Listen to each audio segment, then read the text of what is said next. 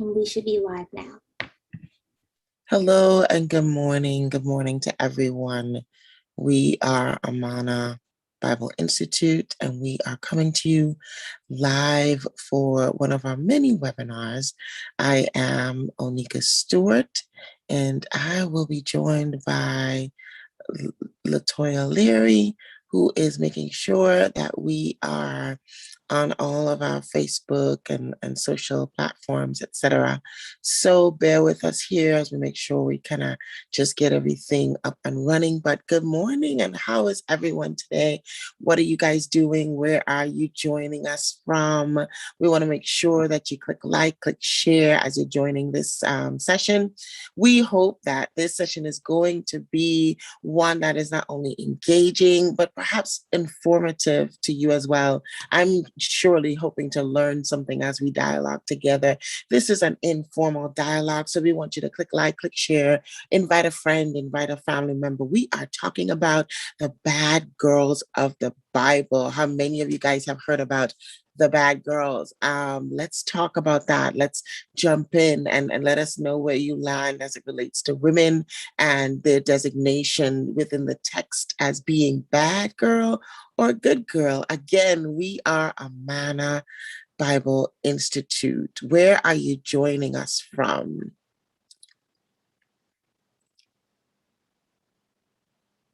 Are we live on Facebook? Let us know you can hear us. Let us know you're in the room with us. If you're on YouTube, we want to say welcome, welcome, welcome. If you're on Instagram, wherever you are, we are Amana Bible Institute, and we are excited about this webinar this morning, Bad Girls of the Bible. I want to hear what you guys have to say about some of these women who you know or whom you've heard called bad girls, or maybe the less desirable girls. Then probably their stories are probably less likely for us to engage in the text. I know in particular there are some who actually become a verb or verbe, so to say, right, so to speak, where the name of the woman actually is connected with a host of other behaviors or her host of ways of being in the world. So I want to talk about bad girls of the Bible, those girls who may have, we consider from a westernized perspective as doing something nefarious within the text, as being unrighteous, as being uncouth, as being less than ladylike. Let's talk about those bad girls. Where are you joining us from? I've asked over and over. I don't know if we have any comments. I don't know if we have anyone who is in the chat with us. But again, I'm Monica Stewart, and I will be one of your dialogue partners this morning, and I want to engage you guys' thoughts, ideas. I want to hear where you're coming from, what you understand about bad girls. Let's talk a little bit. Latoya, good morning. Good morning. Hi, everyone. As Onika said, welcome to Amana Bible Institute. We haven't had a webinar like this in a really long time, mostly because we have a new way of doing our webinars. We offer live webinars, and then we offer replays with a private discussion room. So do check that out on our website. But this is our first time coming to you this month with a live webinar. So welcome.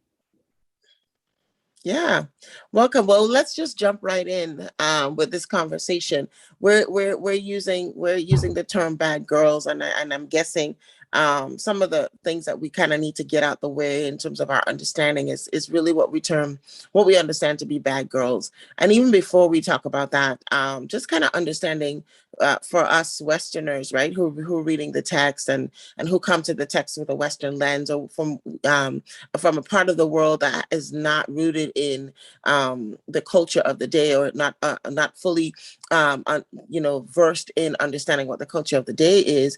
Oftentimes when we read various texts about women, and we may, for example, Lot's daughters, or especially women like Lot's daughters, when we read those kinds of narratives, we're coming to the text and we're thinking, what in the Jesus is happening here, right?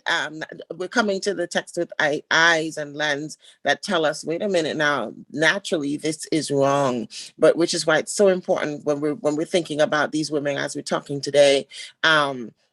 It's so important to understand context, right? It's so important to understand how women were viewed in antiquity, how women were often not how should I put it? The women did not have as much agency, supposedly, as we have today. But when we think about what happened in Texas the other day, I'm still thinking about, do we really have agency in our day and time? But in antiquity, women were more like property to society, to men, to the men that they belonged to, their fathers, then their husbands. Women were seen as something to own. So to exercise agency, to make a decision and to carry that out. When we think of women like Tamar, and other women that come to mind, when we think about women that we would consider of ill repute, like Rahab, those women who exercise agency within the text is something to behold.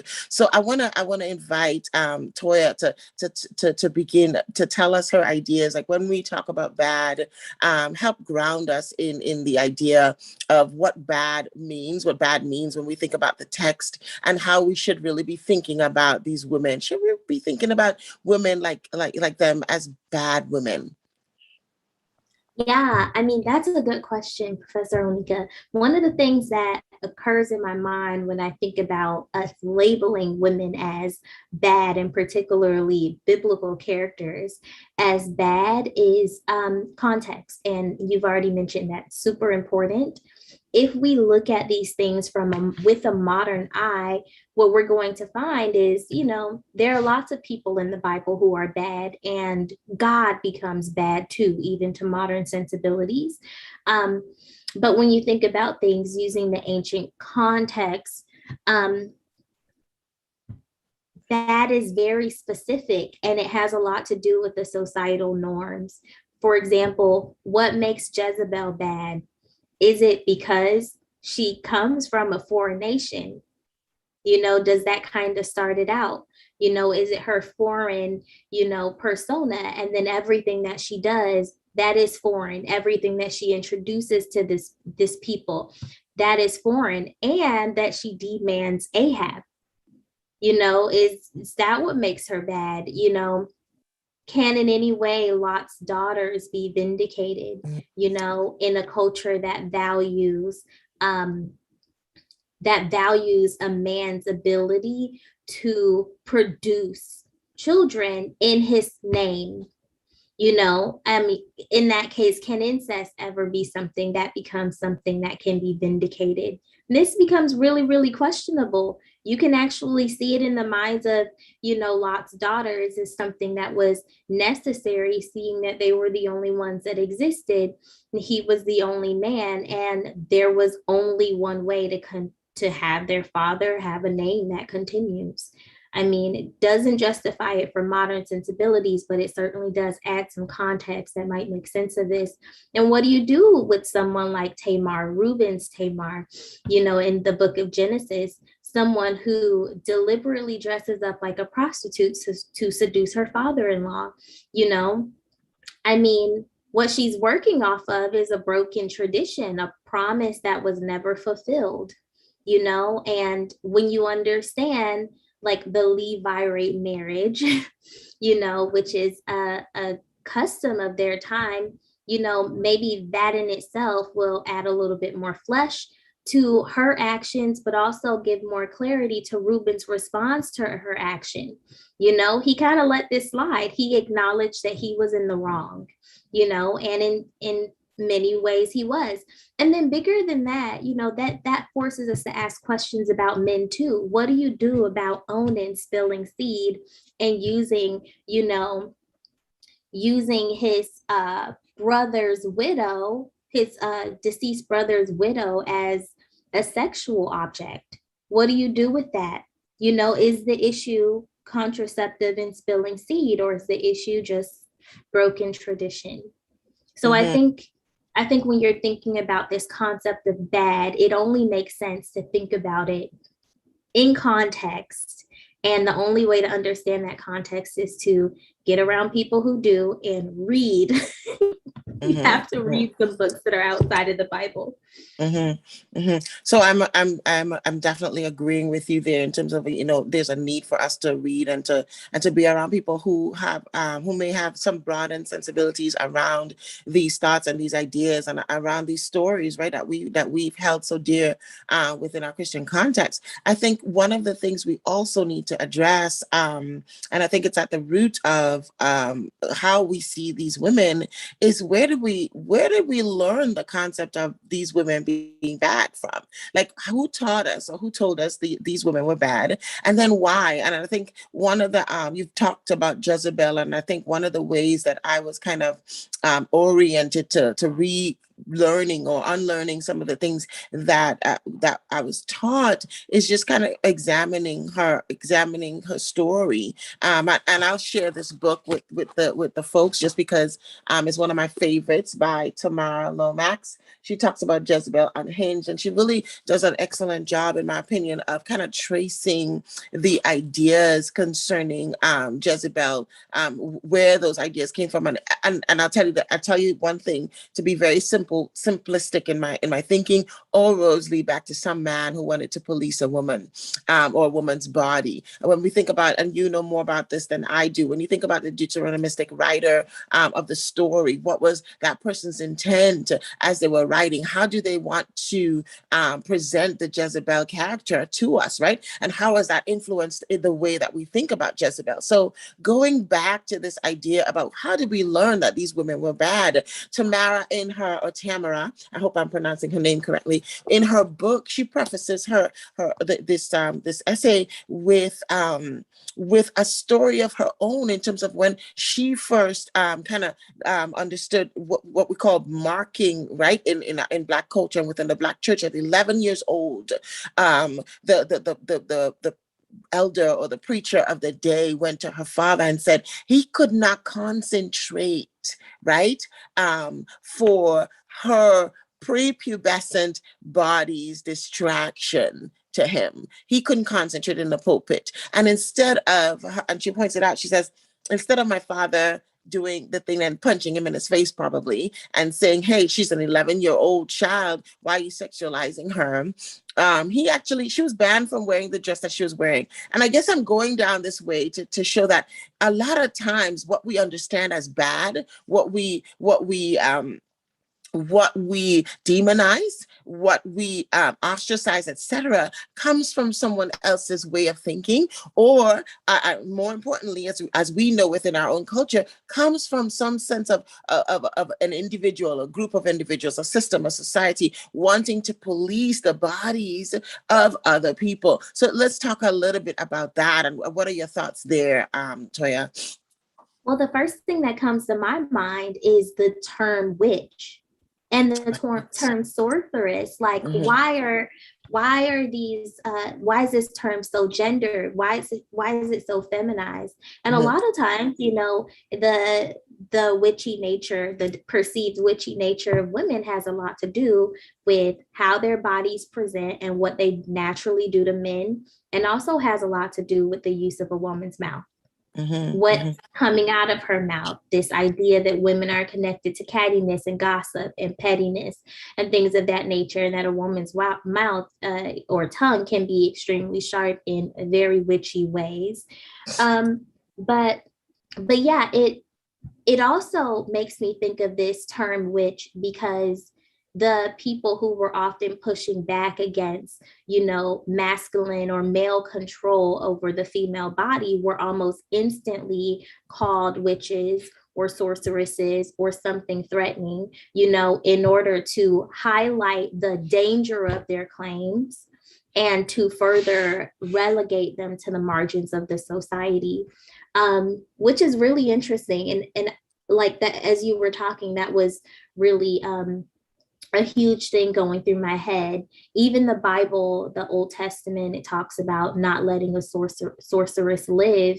You know, it's not sorcerer. It's a feminized term that's used in the Bible, suggesting that, you know, the people who have the ability to be these sorceress type of people, they're all women. Um, which is fascinating to think about. And then you're talking about a character like Jezzy, my Desi is little fine with me. name for her.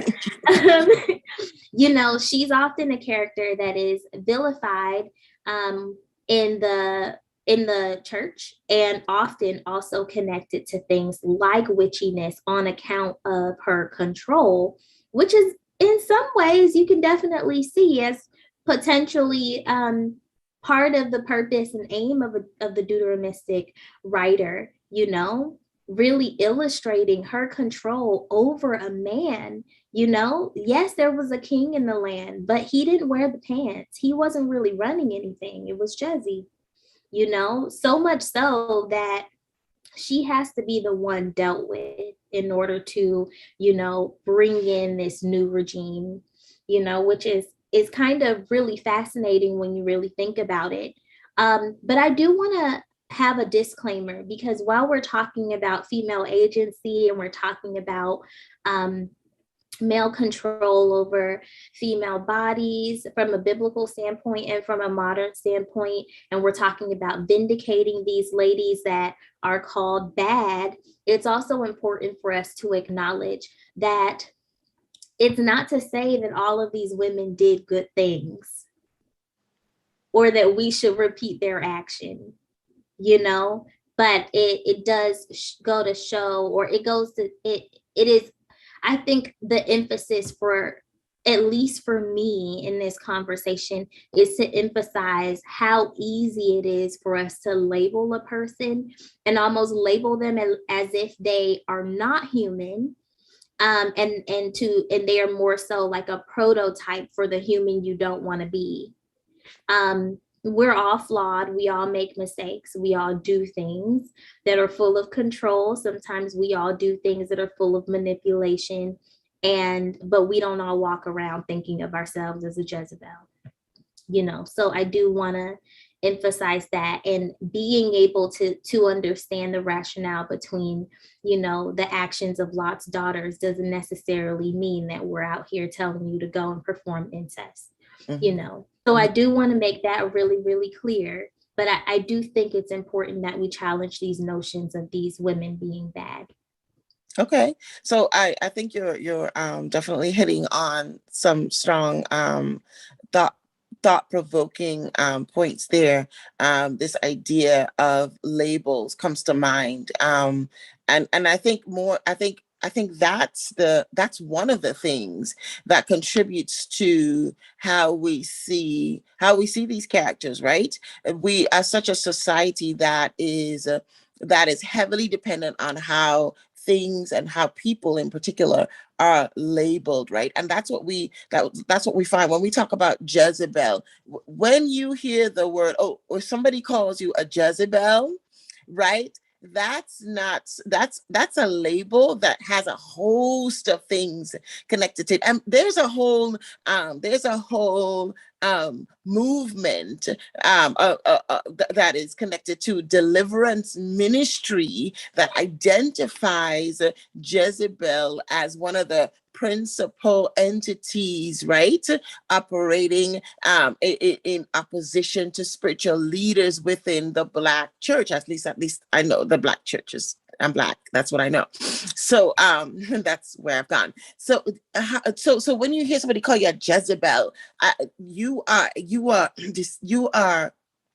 being labeled as someone who opposes Christian and the leadership of the church. You sow discord. I mean, all of these different things come under this idea of one being a Jezebel. And I think I'm interested in ways that we can begin to unpack that stuff, unpack it for the purpose of unlearning some of. I think some of these are they're very damaging. Because and why I say that is because a person, let's say somebody like me, who might be matter of fact, who I'm not going to beat around the bush. If it's wrong, it's wrong. If it's right, it's right.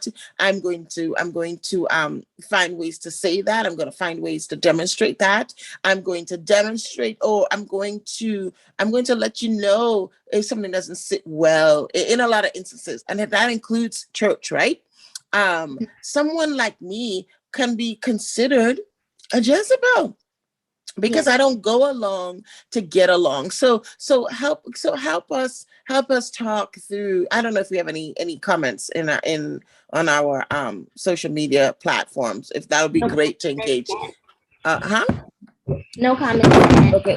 Yeah. So help us think through what that looks like. If you are an individual who has really been rooted and kind of grown up in having some of this teaching as the bedrock to your understanding of a woman's place, a woman's position, what that needs to look like, what it means to be ladylike, what demonic is, and all that kind of stuff. If you are that woman, how would you encourage that woman to begin to peel back some of those layers, begin to unlearn some of those things, and to begin to embrace new ideas, or I shouldn't say new ideas, but embrace existing ideas, truthful ideas around these particular labels and stuff like that.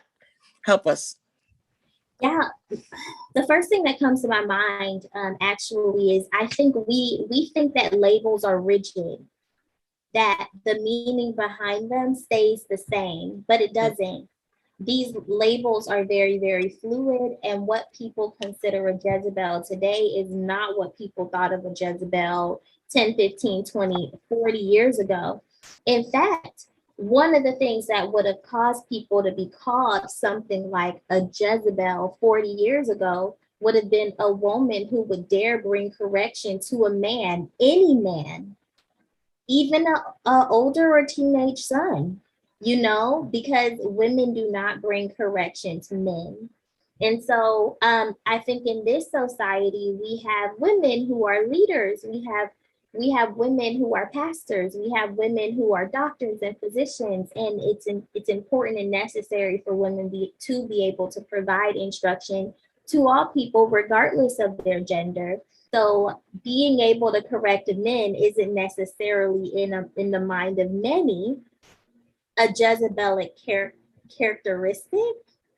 It would require that you do a few other things. You instruct people with a sense of control or domination or manipulation, or some people think of Jezebelic characteristics as being in how you present your body, how you present yourself. But in a society like this, where you go to the mall and everyone's wearing leggings and crop tops, what does it look like to be Jezebelic in nature? Because we live in a very different time and place than we did, even 5 years ago. So I think the first thing is to understand that these labels are not rigid. They change, they develop deeper, more nuanced meanings over time, and the meanings even shift as the social norms shift. So I think that's the first thing. I think the second thing is to acknowledge that there are always going to be people who look like a label who don't meet the characteristics. And I think, the writer you're talking about, her story becomes a great example of that, where, you can have a you can have two predestined uh, 12-year-olds, and one of them have curves and the other does not. And one is always going to be labeled, despite what happens, prepubescent, excuse me. One is always going to be labeled despite what happens, because her body is just shaped differently. even before puberty, like, that whole thing. And it will be very, very easy to sexualize one over the other for certain men. There are always going to be names and labels for things. I think another thing for us to keep in mind is that these labels are often stereotypical. And Mm-hmm. while stereotypes are generalizations that can hold some truth, they are not true for an entire group of people. So I'll give you an example. A good generalization would be that um, many jazz musicians are Black. Mm-hmm. Well, this is a generalization that holds truth, and it wouldn't necessarily be bad, and it's not a stereotype.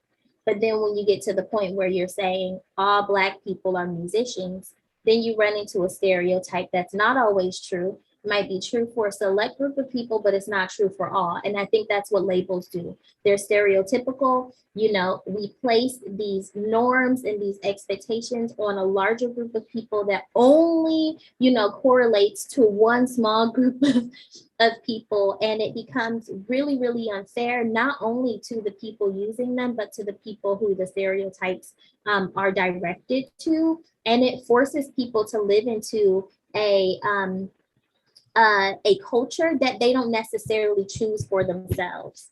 You Mm-hmm. know, and they all become problematic as a result of it. You have women, for example, in the Black church who are trying their best not to be Jezebelic in nature. So they're not being honest. They're wearing skirts all the way down to their knees.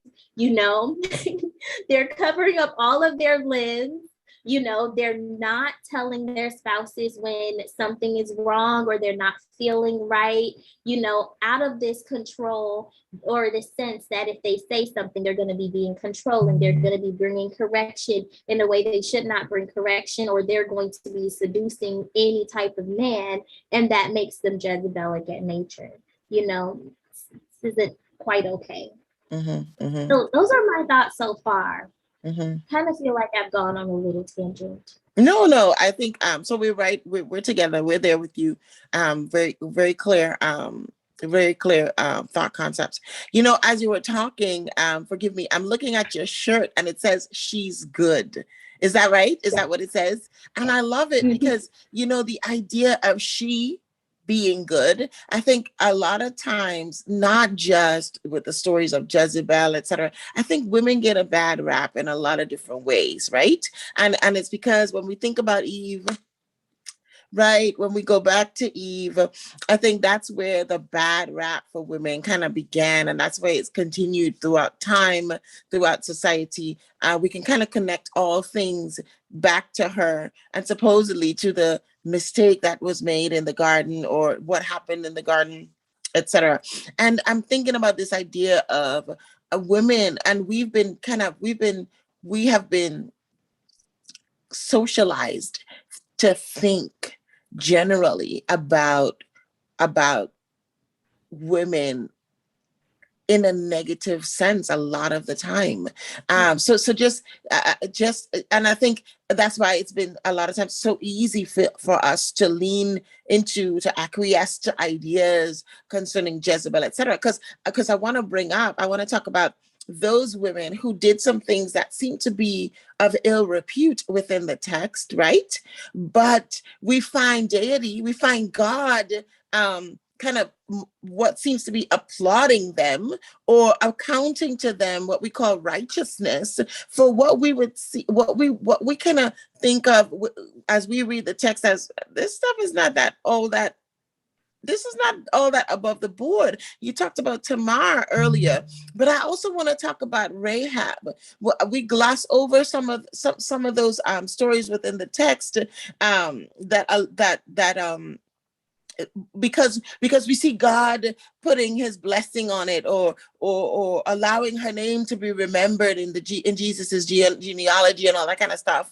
Um, we see those things as good, even though if we're critically thinking, or if we are if we are using our own minds to formulate thoughts, etc., that naturally that will cause us to question, well, wait a minute now, is God then is God and I'm lost of words, but is God then siding with this sin? Is God championing this sin? So let's talk about some of the things that how we sometimes let's talk about how we're so trained to have these blinders on, that there are only certain things, certain behaviors, or what the elders or what the powers that be tell us to think. That's how we've been trained to think. So Jezebel behavior, that's definitely something we cast out into the pit, or she needs to be cast out, etc., etc. When we talk about Lot's daughters, oh, they're incestuous, we want to throw them to the wolves. But let's talk about Tamar. Let's talk about Rahab. Let's talk about some of these women whose stories have present. Let's talk about Ruth. Sweet old Ruth. Let's talk about her. We're not going to talk about her on the threshing floor. I'm not going to say anything about that. I'm not going to say anything about that and what she could have been doing. Ruth, because I don't think people, I think we should totally mention Ruth, because I don't think people actually understand how sexualized chapter 3 is. So go ahead. Let's talk about her, Old Testament scholar. Go ahead. Well, I mean, whenever I think of Ruth, and I've even taught this in class before, it's the narrative that we generally teach is one where Ruth becomes the example of a good foreigner. That is exactly who she is. She's a foreigner who's good, and she's one of the worst of the foreigners. She's a Moabite, and Moab is one of the nations that came out of the incestuous union of Lot and Lot's daughter. So they are like the scum of the earth practically, and she becomes the Moabite who is accepted, and who gets to marry into the Israelite clan, and who ends up in the genealogy of Jesus as well, producing, in the long run, David, the great David, the king. So Ruth is amazing, and she's great, but I think what we often ignore are all the cues, and we can't talk about Ruth without talking about the scandalous nature of Naomi. Like, she pretty much pimps Ruth out. Wait a minute now, not sweet Naomi, Mama Naomi, not Auntie Naomi. She actually in chapter 3 is kind of like, let me tell you how we're going to get our security. This is what you need to do. And then there are all these euphemisms in the text, like, she's uncovering Boaz's feet, and feet are often a euphemism in the Bible for genitalia. Things get really wild. Now, the Bible tells us nothing about what's happening, leaves it all to the imagination. But what we do know is Ruth ends up, looking more like a surrogate by the end of the narrative. Her wealth and her prosperity, her security is Naomi's security. And this is really interesting to think about, especially when you're thinking about the use of a foreign woman, a woman who wouldn't have been typically accepted as, someone who becomes proxy for an accepted woman. Mm-hmm. Mm-hmm. That's right. That's good. A lot of us, the average reader of the text never really get some of this information, right? Because it's just seen as, oh, wonderful Naomi, oh, and look at the most dutiful daughter-in-law ever, Ruth. And some of those connotations that are associated with chapter 3, we're not privy to that, because we think everybody, for the most part, everybody in the text connected with David or Jesus, that they were saints sent from God, from heaven. They didn't do anything wrong, right? Even Rahab, when we talk about Rahab, even within our culture, prostitution is not a profession of good repute, right? So as with Western eyes and Western thinking, as we're reading about this whore, as we're reading about the prostitute on the wall who that's our society, right? That as we read about her and how Joshua and they engage her and all that kind of stuff, she's lifted up in our eyes as almost as a saint, right? And what we gloss over sometimes is the fact that normally if we're reading this, right, and I get it, within Israelite culture, being a prostitute, if you were a woman, a foreign woman, was no big deal. They didn't mind that other women being a prostitute. I mean, you can tell when we read Tamar's story, her father-in-law was looking for a prostitute to get busy with because, hey, he lost his wife, he'd gone through a lot of different things, and so he needed some comfort. And what better place to find some comfort than with a woman, I guess, right? So to them that was normal. But as we read about Joshua and they're going into the city and relying on this woman, we see nothing wrong with that, with our hypocritical selves, right? She's a saint because she's helping the good people, so to speak, to advance or whatever it is, but help us to contextualize that in a way that where we don't demonize her, because I don't want to demonize her, but we challenge the way that we read the text to allow or to make room for us asking more questions and not just taking everything that we have been told or taught to think. Think about that. Why is it so easy for us to accept this story, and it's not easier for us to accept Jezebel's story or Jezebel's personhood, right? Why are we so inclined to look past the flaw of being whatever we think Rahab is and accept her, and as opposed to being able to do the same thing with Jezebel? Let's talk a little bit about that. Yeah, that is really interesting. I think what you're kind of doing is messing, you're kind of playing with the character, which I love to do, and we have to learn to do this. And I really like what you said, what you acknowledge, prostitution that is being an almost a normalized thing in the ancient world.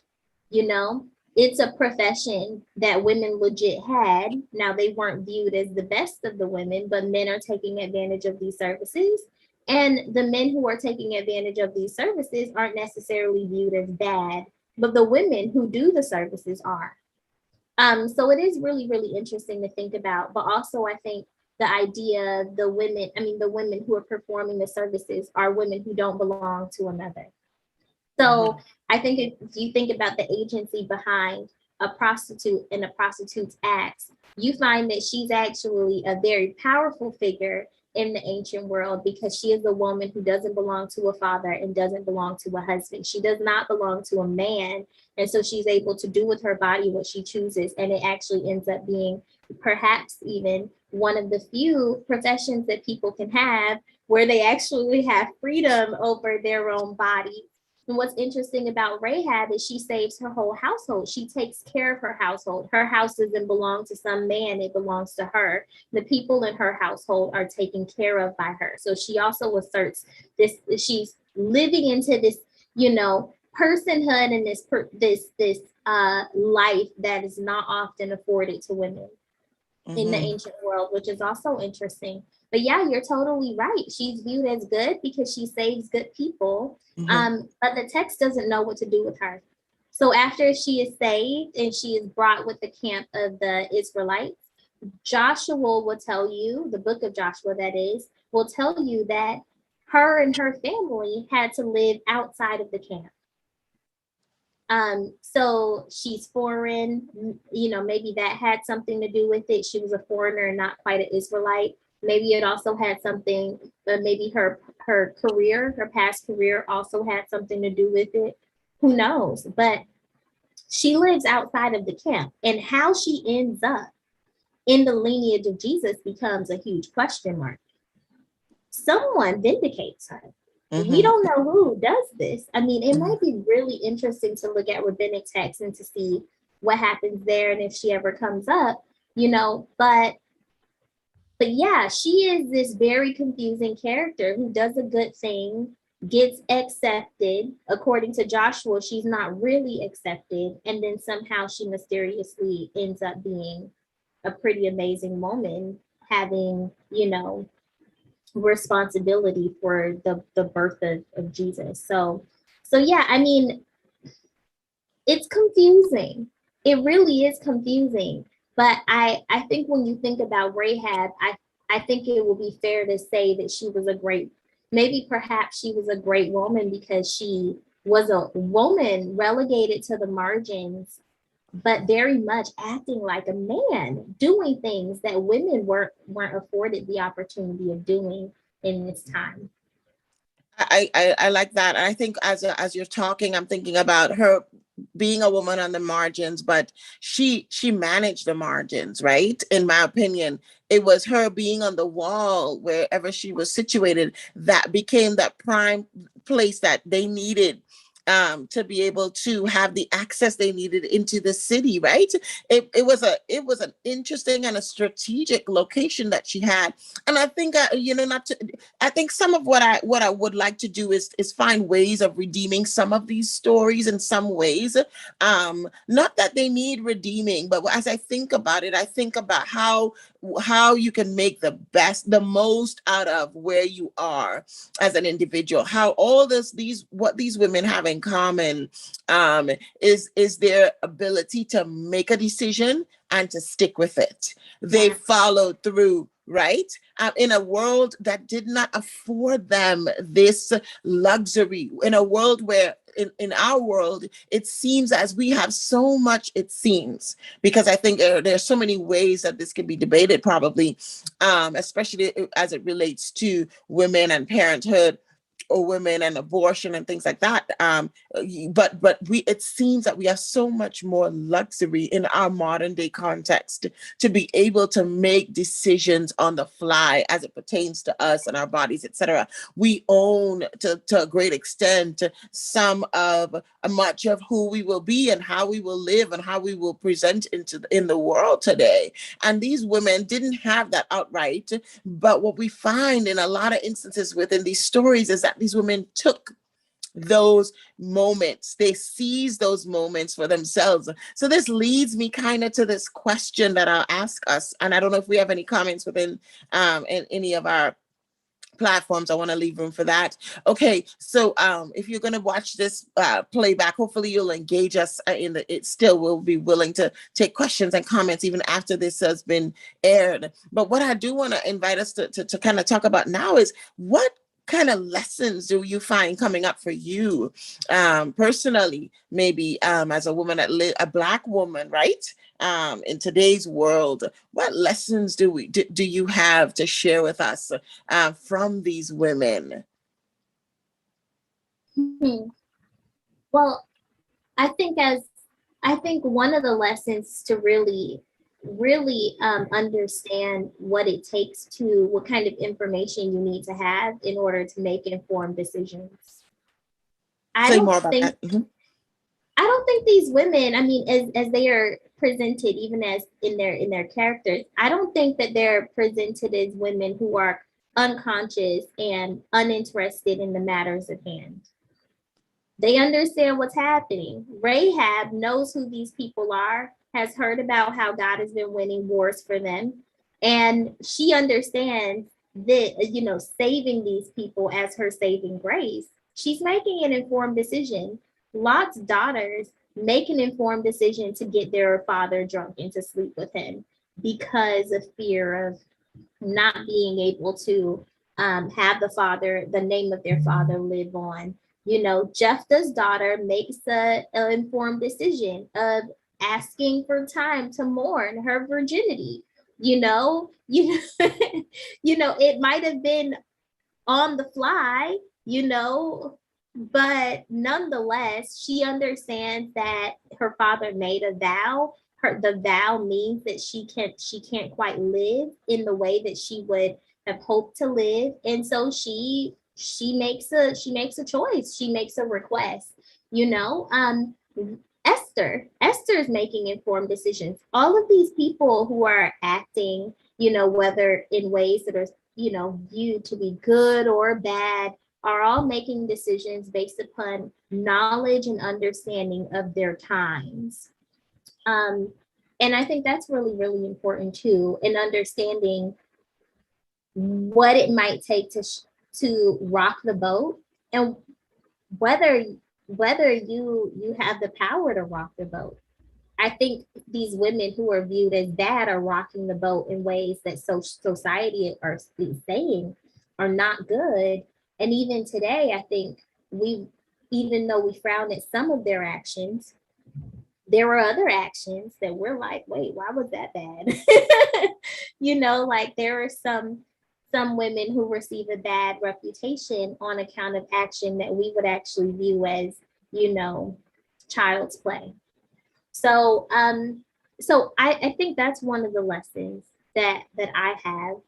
And I think that these bad women of the Bible also kind of make it okay to rock the boat sometimes. They emphasize it, sometimes it's necessary, and it we might not rock the boat for the same reason, right? Jezebel gets gets someone killed so she can take a vineyard for the sake of her husband. She's rocking the boat for her man. I'm not going to be doing I'm not going to be doing such a thing, killing people for my man or anything like that. But she's acting out of rationale. I think that becomes a huge thing for me, a huge lesson. The need to understand why you're doing what you're doing. That's good. As you know, as I'm thinking about your comment concerning Jezebel and her killing somebody for her man, now that's not entirely foreign to women, even in today's society. And here's the thing, because I do know that as I think about how women respond to certain things, when we talk about fighting for your man, that's what Jesse was doing, fighting for her man, right? I mean, just so happens the guy had to die, but I'm just saying, when you think about it, you think about, let's say there's a situation you guys you come upon, you and your person, you come upon, some kind of situation where you're both being whatever, and you will fight for your person. You probably will fight to the death for your person, right? It just depends, and that's how I see Jesse in that instance. Hey, like I said, I want to push against the ways that we normally see some of these characters.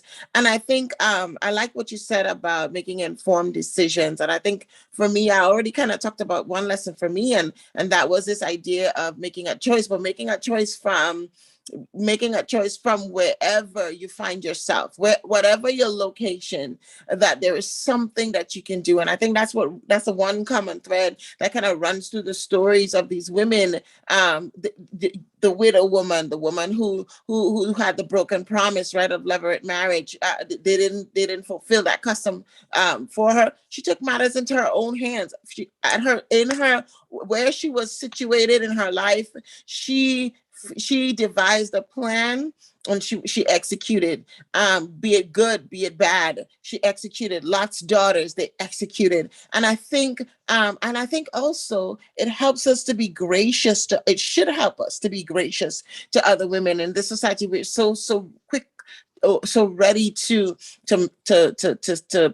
pounce or to label or to have something to say about the decision making or the decisions of another person, that we often don't think about, or we're not concerned with what were some of the circumstances connected to this person having to make that decision. So I think this idea, a lesson in grace, a lesson in allowing people to tell their stories, right?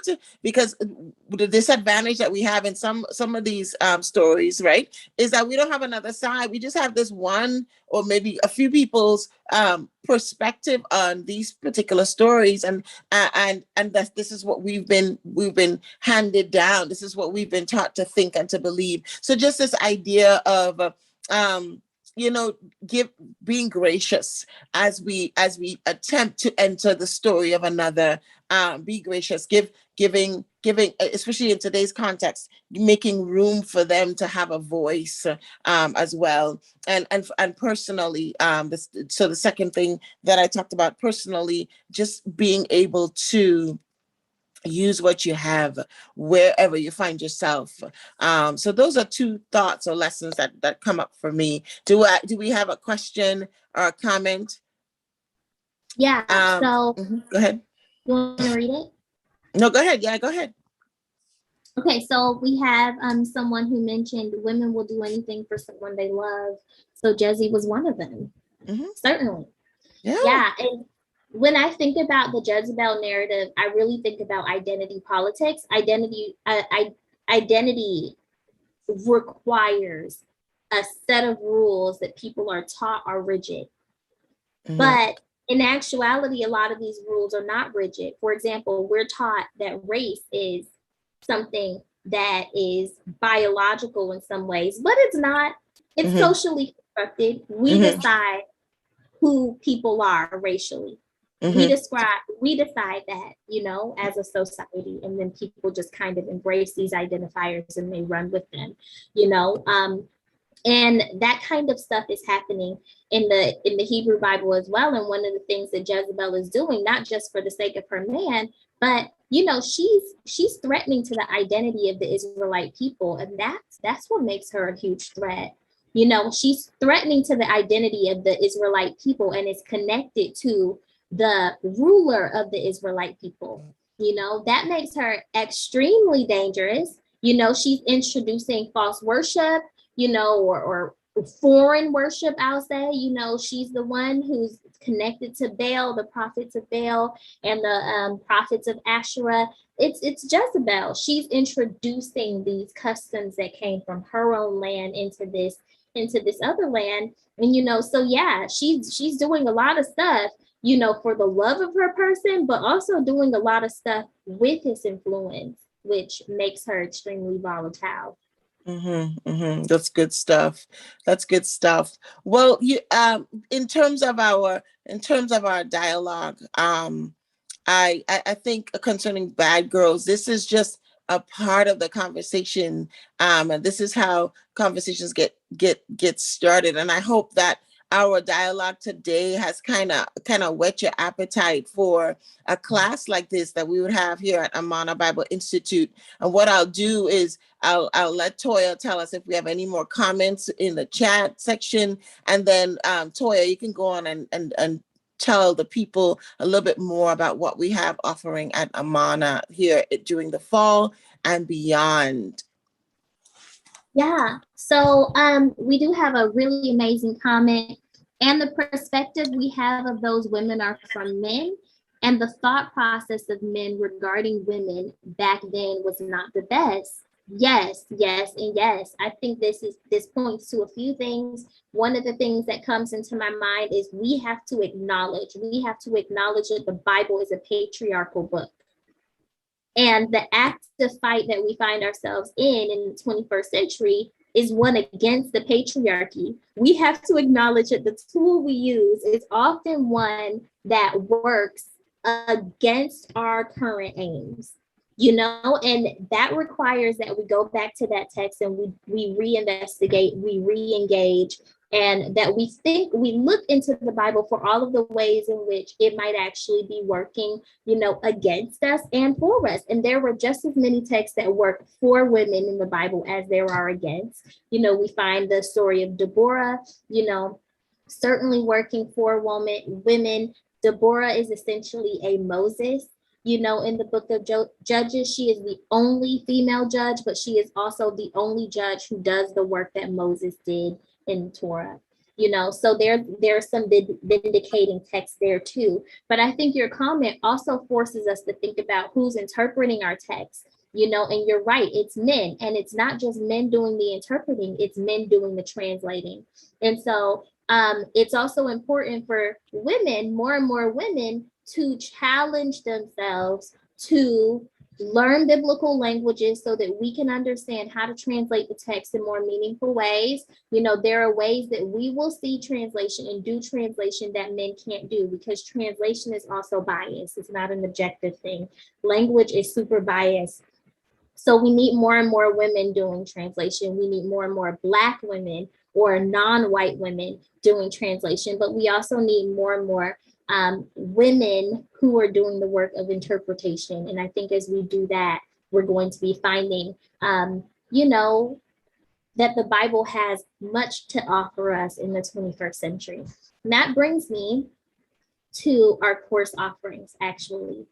And thank you, Kia, for that comment. It was fabulous. All of your comments and all of your sharing. Thank you so much. So, as usual, we have a ton going on here at ABI. And there's, this fall is no different.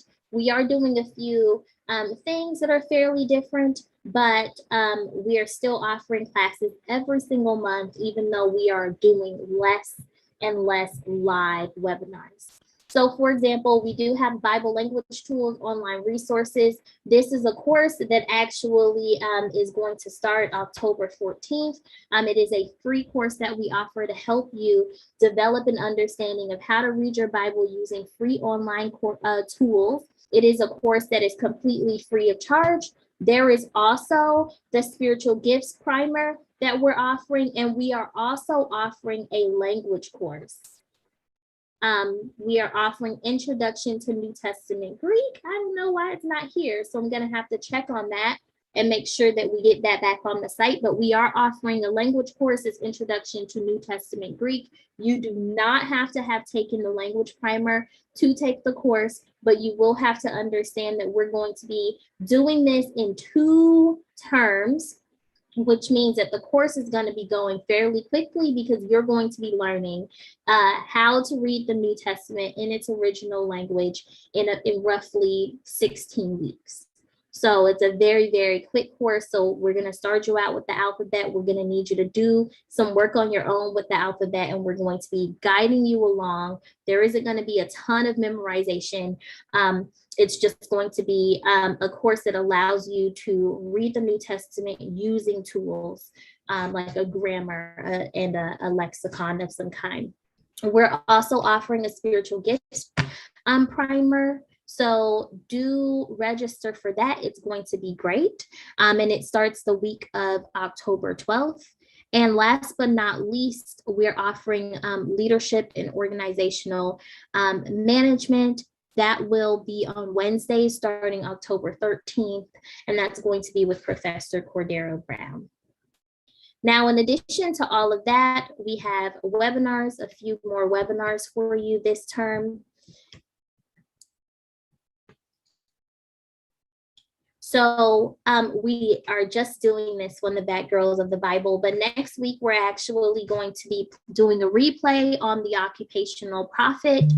So if you're interested in a private conversation after watching that replay, do RSVP. You have to RSVP. We do not do these private conversations on Facebook or YouTube because they're private. So you'll have to RSVP to get access to our Zoom classroom where we can talk about the Occupational Prophet, and it's going to be a fabulous talk should you choose to come, because there is so much in the Bible on this area, and it's less often the case that people understand that prophecy was a job. To be a prophet, often was a job for people in the ancient world. So we're going to talk a little bit more about that, and the video is already available. As you can see, if you just scroll over, you can see where the video is on YouTube.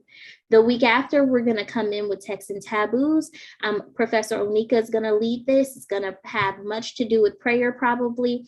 And then we're going to have a real talk on female agency in the Bible, a private discussion on that as well. So if you like this conversation and you want a little bit more of that, please go and watch our YouTube video on female agency in the Bible, and then come to our private discussion so that we can have a real conversation in the Zoom classroom. Nonetheless, there are tons of other webinars here, 2 or 3 more that are live, including Misreading Paul and Misreading the Prophets, which are going to be great. And then 2 or 3 more replays, including our prayer, demystifying prayer webinar, and 5 things that prophetic is not, which was pretty fun to actually record. So do look on our website, do register for these private conversations, and let us know if you have any questions. We're happy to answer any questions that you might have.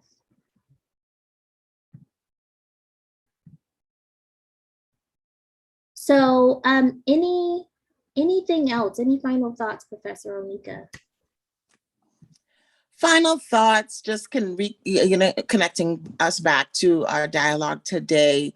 I want to encourage everyone out there, particularly women of color. I want to encourage you that wherever you are, wherever you find yourself today, in today's society, in your life, whether you're at a juncture where you need to make some decision that will determine the trajectory of the rest of your life, I want to encourage you today, go ahead, take that step. Go ahead, launch out into the deep. Go ahead, make the decision that will move you forward and move your generation forward. Remember, the things that we do today that not only affect and impact our lives, but they affect and impact the lives of so many others around us. So sometimes those decisions are painful, but they are necessary. And we find that the women in these texts that we have kind of talked about a little bit today, they sometimes had some hard decisions to make, but we realized that they were necessary. So I want to encourage us to make those decisions. That's a great way to conclude this webinar. Thank you guys so much for coming. Please do send us some questions if you have any, or just come back to our Facebook replay and make some comments. We're going to engage with you. This is meant to be a conversation, so please do that. And we hope you have a great Saturday. Bye. Bye, everybody.